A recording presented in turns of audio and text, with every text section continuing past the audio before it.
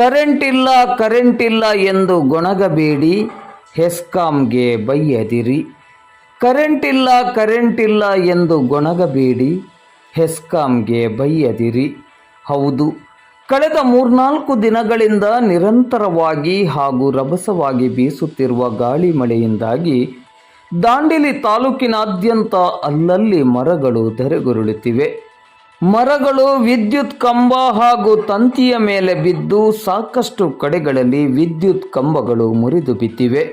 ಹೀಗಿರುವಾಗ ನಿರಂತರವಾಗಿ ವಿದ್ಯುತ್ ಪೂರೈಕೆ ಮಾಡುವುದು ಕಷ್ಟ ಸಾಧ್ಯ. ಒಂದು ಕಡೆ ಮರ ಬಿದ್ದು ಅಲ್ಲಿ ತೆರವು ನಡೆಸಿ ಇನ್ನೇನು ಅಲ್ಲಿ ತೆರವು ಕಾರ್ಯ ಮುಗಿಯುವುದರ ಒಳಗೆ ಇನ್ನೊಂದು ಕಡೆ ಮರ ಬೀಳುತ್ತಿದೆ. ಇಂತಹ ಸಂದರ್ಭದಲ್ಲಿ ಹೆಸ್ಕಾಂನವರು ಹೇಗೆ ತಾನೇ ಕರೆಂಟ್ ಪೂರೈಕೆ ಮಾಡಲು ಸಾಧ್ಯ? ರಭಸವಾಗಿ ಬೀಸುತ್ತಿರುವ ಗಾಳಿಯ ಹಿನ್ನೆಲೆಯಲ್ಲಿ ವಿದ್ಯುತ್ ಪೂರೈಕೆಯನ್ನು ಕಡಿತ ಮಾಡುವುದೇ ಉತ್ತಮ. ಯಾಕೆಂದರೆ ಎಲ್ಲೋ ಮರ ಬಿದ್ದು ವಿದ್ಯುತ್ ಕಂಬ ಮತ್ತು ತಂತಿಗೆ ಹಾನಿಯಾಗಿ ನೆಲಕ್ಕೆ ಬಿದ್ದಂತಹ ಸಂದರ್ಭದಲ್ಲಿ ವಿದ್ಯುತ್ ಪ್ರವಹಿಸಿ ಜೀವ ಹಾನಿಯಾಗುವ ಸಾಧ್ಯತೆ ಇದೆ. ಯಾರೇ ಇರಲಿ, ಯಾರ್ದು ಕೂಡ ಜೀವ ಹೋಗಬಾರದು ಎಂಬ ಕಾಳಜಿ ನಮಗಿರಲಿ. ಅಲ್ಲಲ್ಲಿ ಅದೆಷ್ಟೋ ಮರಗಳು ಧರೆಗುರುಳಿವೆ.